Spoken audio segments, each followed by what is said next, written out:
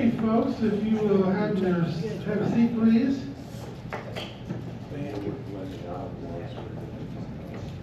Our next presentation is by Robin Young, and she is going to be talking about bold, brave, and brash anecdotes of Valley Revolutionary War soldiers. So these are going to be one of our homegrown types.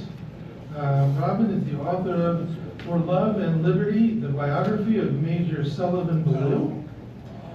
She is working on a project that's upcoming, the biography of Nelly, Madison, Hite. She's a historian based here in the Shenandoah Valley at Belle Plantation. And she holds a Master of Science from the London School of Economics and political science as well. So we are very glad to have her with us today, and we made the arrangements pretty quick, not long ago, and she was willing to step in and join the program. So if you all would welcome Robin, we'll get started.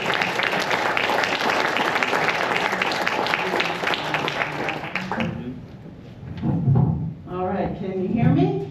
Yes. All right, fellow historians, welcome to another after lunch talk. But we're going to have fun meeting some new people and learning some things about people that we didn't know about them before. So it's an informal talk, have fun. I'm dedicating this talk today to the young child that's in this room attending our meeting.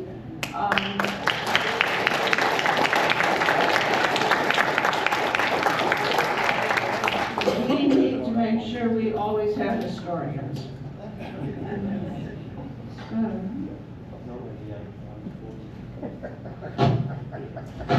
All right, the first slide at the very top is a campaign ribbon, campaign streamer, official U.S. Army campaign streamer for the Revolutionary War battles. The names of the battles are then customarily embroidered in gold on each of these streamers. You'll see them at museums, you'll see them at shots of the Oval Office and in parades. They're very impressive. The men we're talking about today fought in many battles whose name would be embroidered on this streamer. So General George Washington and his command staff had a really solid knowledge of the strengths of each state to support the war effort and knew how to requisition that which was needed for any given challenge faced by the Continental Army. As an example, after his summer 1781 reconnaissance of New York City, while camped near Dobbs Ferry on the Hudson, Washington was evaluating pivoting his troops south. It would require transport for the American and French armies across the waterways of the Chesapeake Bay. But the command team knew that there were local strengths there, and they could call upon the black oystermen, the fishermen, the merchants, the wealthy residents, who would provide those specially equipped shallow draft boats to ferry the armies southward. They would be used for men, for cannons, and for cannonballs. And there are some very jolly stories from the French commanders about what it was like to ride in one of those boats when the water was just 2 inches beneath the edges of the boat. In the same way, the unique talents of the men from the counties of the Shenandoah Valley, from Rockbridge to Berkeley, were treasured and summoned at desperate moments. Of course, all these counties had committees of war and militia who organized it, but these militia men themselves and their commanders were perhaps more war savvy than others, because many had fought in the French and Indian War of the 1850s, and they had learned much. They had adapted combat to the terrain and woods and hills and lakes. They were seasoned campaigners. It's no, oops, so I hit the wrong button. It's no accident that when the Continental Congress needed to call for help for the Massachusetts militia outnumbered by British forces at Lexington, they issued a call for militia reinforcements. It's no accident these men from the valley broke speed records getting there. They marched 500 miles in 25 days, give or take, averaging 20 to 30 miles a day. One diarist noted, "We marched 16 miles and then had breakfast." Their leader was Daniel Morgan, a fourth-generation Welshman in America, who ran away from what was likely a brutal home life at the age of 17. Uneducated and bruised, he drew a complete veil over his early life. Nobody knows to this day. Smart, strong, and willing to learn, he profited from opportunities offered by local businessmen who taught him skills and trades. By age 23, he was his own independent teamster, owning his own wagon and horses. Teamsters needed skill sets. They needed to know horse handling, load packing, weather conditions, a comprehensive knowledge of the routes for hundreds of miles around. They need flexibility, honesty. They were self-starters. They needed an honest reputation, or why would anybody hire them? And they were able to defend themselves in unexpected circumstances. When the British Army contracted for wagons in the French and Indian War, Morgan signed up. He took supplies northward, and he brought wounded men southward from the north. He learned a whole lot of strategy in that time, both good and bad. He learned what not to do. He had the good luck to marry a very loving woman who polished off some of his rough edges and taught him to read the Bible and be able to read and do more advanced arithmetic. So Morgan is pretty much a package ready to go. When the first ever Virginia militia was established, he was put in charge. So this is an image of a sword that he owned. It's a high-end commercial sword. It's not custom. It was forged in Europe, but sold globally. It came inscribed with a saying that was popular in Europe. It's not one he made up. But on the front it reads, "Draw me not without reason," and on the back, "Sheath me not without honor." So very elegant sentiment. And that sword is in Richmond, in the Virginia Museum of History.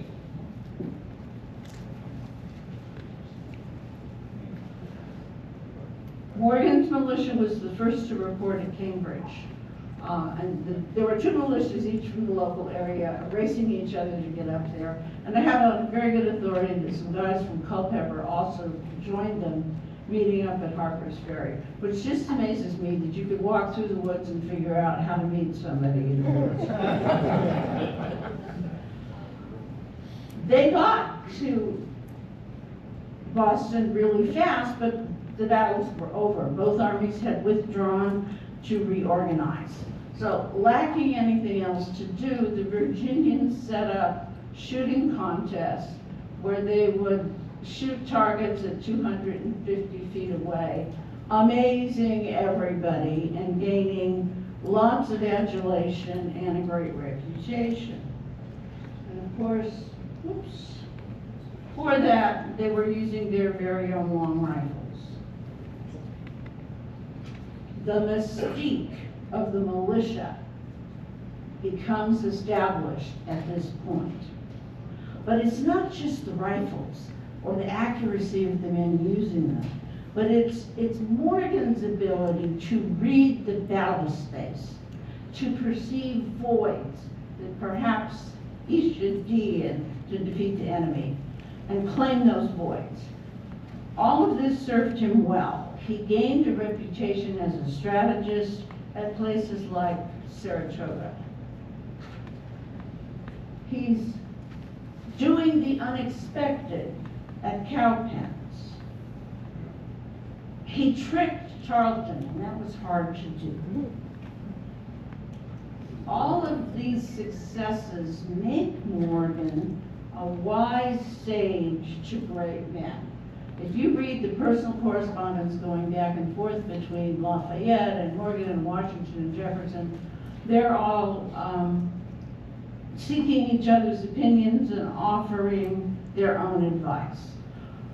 Morgan writes Jefferson telling him to have the Virginia landowners hide their horses so Charlton cannot steal them. Jefferson writes back and says, yeah, great idea, I have to have the assembly do that, I'll tell them. Well, we know how that went. The horses were not hid. Charlton re-equipped his entire cavalry out of Virginia horses, while Lafayette's army had a total of 40 horses for the army. They were literally horses that were ridden in the morning by one guy and in the afternoon by another. Lafayette had a top-notch spy organization going on, and he writes Morgan that Winchester should beware that Charlton will go and free the Hessian prisoners in jail in Winchester just to create havoc in the countryside. There were a whole lot of conversations about what might Charlton do. And Jefferson himself writes, Charlton will never get as far as Petersburg. Well, Charlton did, where he burned Jefferson's house and slaughtered his horses and stole the others, but the yearlings were slaughtered. They wreaked havoc on the industry at Petersburg. So, you know, Charlton was not a person that you could be too casual about.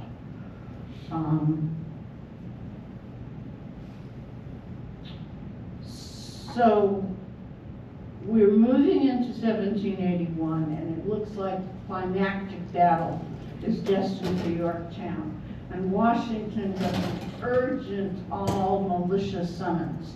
And of course, Daniel Morgan, who's now back home in the Winchester area, is asked to bring men and bring them to the road to Yorktown. Well, unfortunately, this is late summer and the wheat harvest was coming in. These militiamen had to give first priority to feeding their families and earning income. Nobody wanted to apply for this militia to be gone for however many weeks and get paid however much.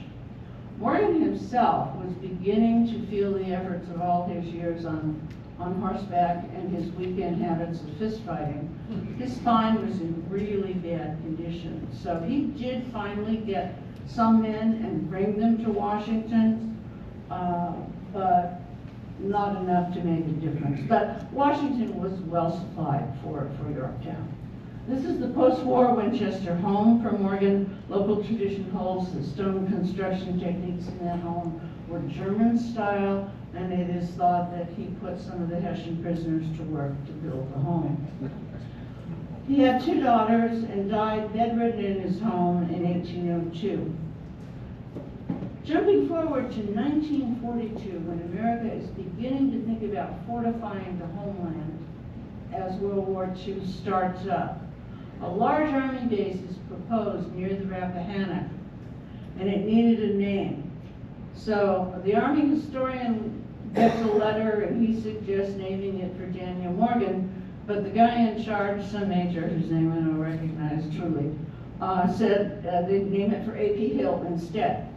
So that Fort A.P. Hill that you see if you're over that way, that was proposed for Morgan. Moving on to a person who is as different from Morgan as is humanly possible, we have Major General Pete Muhlenburg. He is a man with a patrimony. There's his father and his three brothers who all served the nation, served colonial institutions of government or the army. His father has a coat of arms. They have a nice house on the road from Philadelphia to Reading. Philly's population then was about 15,000, so pretty good size. The place they came from was important. They came from Saxony in Germany, a major center of civilization with impressive buildings. That's the library there. They had about 15,000 people as well. Here's an old etching. Muhlenburg and his two brothers were all three of them sent off in a cluster to go to college in Germany to learn Latin, which I assume fed into the ministry. So that's what it looked like then. Here's what it looks like now. It's still here. But while attending college there, Peter Muhlenburg got bored with Latin and the religious curriculum, and he snuck off and enlisted with a German dragoon unit, and that implied certain commitments, and it took his family a year to untangle him, get him out of the German dragoons, and back home to America, where they found for him a nice parish down in Woodstock. And he was a good pastor, but he still felt the call of social justice and the rights of a free America, so he secretly enlisted in the Continental Army. On January 21st, 1777, he preaches a sermon from Ecclesiastes, the one about to everything there is a time. And of course, his point was the time for now is to join the army. So apparently, this, as the story goes, under his minister's robes, he's put his colonel's uniform on. And at the end of the sermon, he rips open his robes, and there he is in his Continental Army uniform. And he implored his flock to enlist. And 100 men promptly did, kissed their wives goodbye in the church. By the next day, 200 more had enlisted. And the 8th Virginia left 300 strong to head east. These were known as the German Regiment because that was the primary home language of a lot of these people. Now, some historians doubt the story, but hey, it's a really great story. And his family documents it for what that's worth. This is a back view of the statue of him at Muhlenburg College, which shows him shrugging off the minister's robes. So he's got the robes on his, this side, and then the uniform on the other side. So it's kind of fun. The 8th Virginia had the bad luck to double quick into Charleston just as the British trapped shut, and were basically decimated. So what didn't arrive or what didn't get caught, their remnant fought at Brandywine, Germantown, and Monmouth, and they overwintered at Valley Forge. That overwintering process allowed Muhlenburg to get friendly with a lot of Washington's other commanders and luminaries. So just something else a little different. Don't try to read this. I don't intend for you to read this. But this is an official transmittal from President Franklin Delano Roosevelt to the President of the Senate, conveying a resolution honoring the 200th anniversary of the arrival of the Muhlenburg family, and particularly General Pete, for their service to the country. So Washington had a few other things on his mind at that time, but they seem to have mattered. So with the remains of the 8th Virginia and the developing situation after the previous talk, Washington needs to put a force forward that can follow the British cavalry and movements around. Washington is also really keen to get somebody to find and hang Benedict Arnold. So he assembles the remnants of Muhlenberg's force along with Lafayette's army. He is pairing a humble, keen-to-learn young military man of 20 years old with an experienced military man as a tutor. These were dispatched to dispatch Benedict Arnold, and that didn't happen because Arnold got withdrawn and went to Britain. But to thwart Cornwallis and the two cavalries, the British Legion and the Queen's Rangers, because they were raiding, thieving, and committing general mayhem. This assignment lasted for 1,000 miles and 10 months. That's how long they pursued Cornwallis and Charlton. Finally,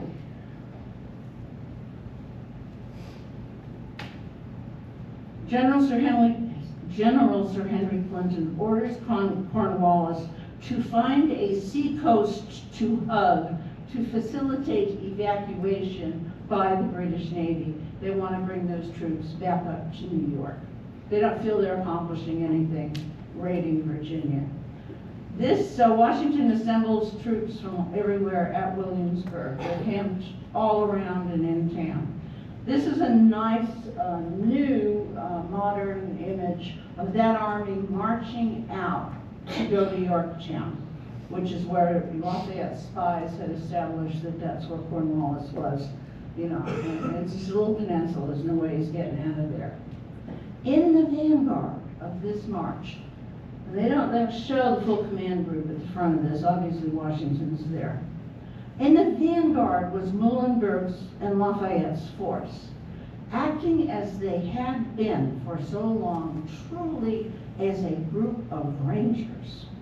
They were improvising, scouting, doing fast response, quick deterrent, VIP protection, fighting from tree lines, no traditional lines of combat. So they led the army out, just in case Cornwallis knew they were leaving and wanted to set up a force to ambush them. Once at Yorktown, this force worked the siege, and the fighting pastor himself participated in the assault on Redoubt 10. Now, who are not in this picture? The riflemen still completing their lead harvest back in Winchester and the Shenandoah Valley. They eventually arrived in time to help mop up the southern battlefield. So next, we're going to leave the generals and we're going to come to Captain Isaac Hite, who was detached from the 8th Virginia as Muhlenberg's ADC or aide.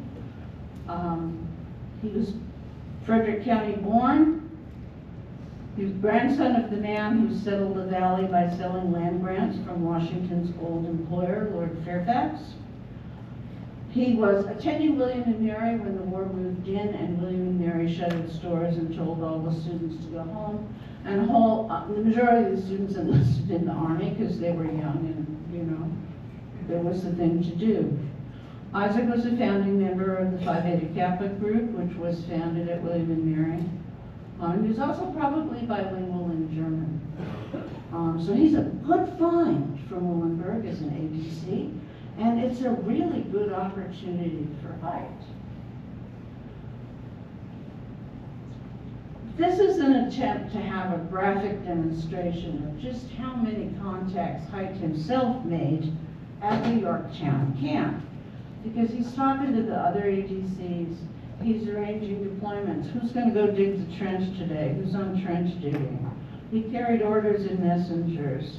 He would have communicated with the commissary on food and firewood, all kinds of things. Hite was at Muhlenberg's side, taking Redoubt 10. This is my personal favorite historically accurate picture of Redoubt 10 because nothing else that's been drawn or painted is correct. It was dark as could be. The moon was no help. It was not up yet, and it was a sliver moon. Nobody could see anything. They couldn't see where to put their foot in front of them. But the men battled their way up and surprised the British, and there was sword fighting, and every general in the army claimed they were there. Hamilton was there. Lafayette's brother-in-law was there. Anyhow, the Articles of Surrender, once agreed upon between Cornwallis and Washington, needed to be sent to nearly anybody who was everybody in America at that time. And so all of the generals, ABCs, sat down and worked overnight making copies. Isaac Hite was among them. We have his copy of it in his daybook now. Belle had it, it's now in a museum. But years later, and so here's the point. Who was at Redoubt 10 was a battle that went on in the press for 2 decades. And so there's actually a letter between Muhlenburg and Hite saying, well, you saw me there, didn't you? You know I was there. You know, and then Isaac writes back, yes, sir, you were there. I was right next to you. So it's kind of funny, but they stayed in touch for a while. Hite went on to build Belle Plantation in Middletown, which will reopen next month after the winter break, and you're all welcome to come visit. Hite married James Madison's younger sister Eleanor, so they lived there together. Now we have Isaac's first cousin, George Hite, from the part of the family that lived up in Berkeley.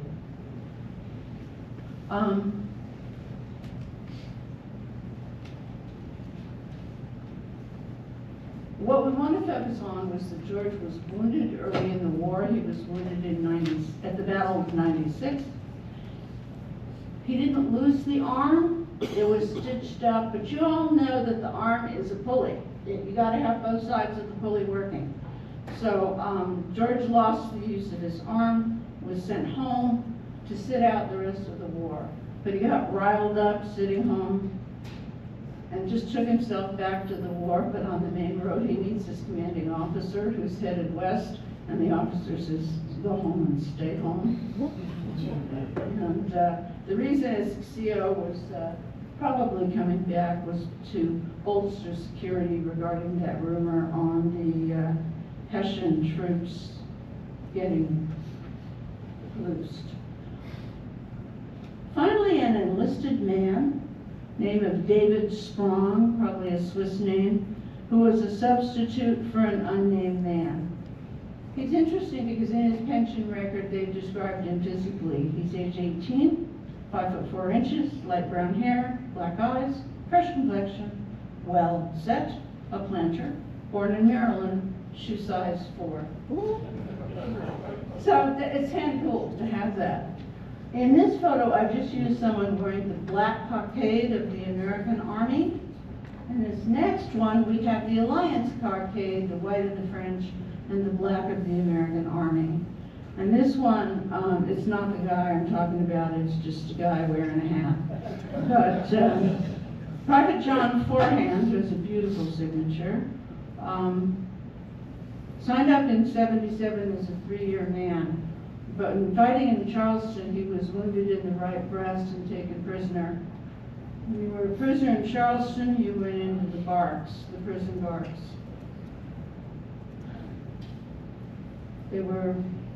These were the 3 of them. The British were, however, exchanging some men for whatever reason. So they put Forehand and some companions on a boat to take him to Williamsburg to exchange him. But the men were terrified they were going to be secretly shipped to the Caribbean, so they jumped off that boat and escaped, got themselves into Williamsburg. And Forehand was sent home with $2, discharged from the army, and told to get himself back to Stanton. All right, so you've met all kinds of people, some new, some with frailties and foibles. I hope it was interesting. And with that, that concludes our romp through the local men in the Red War. Thank you.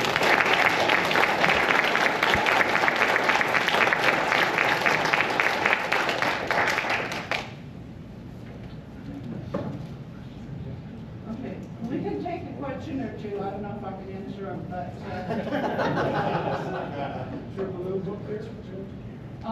no, it's out of print right now, but I might have a copy. Get in touch. Anything else?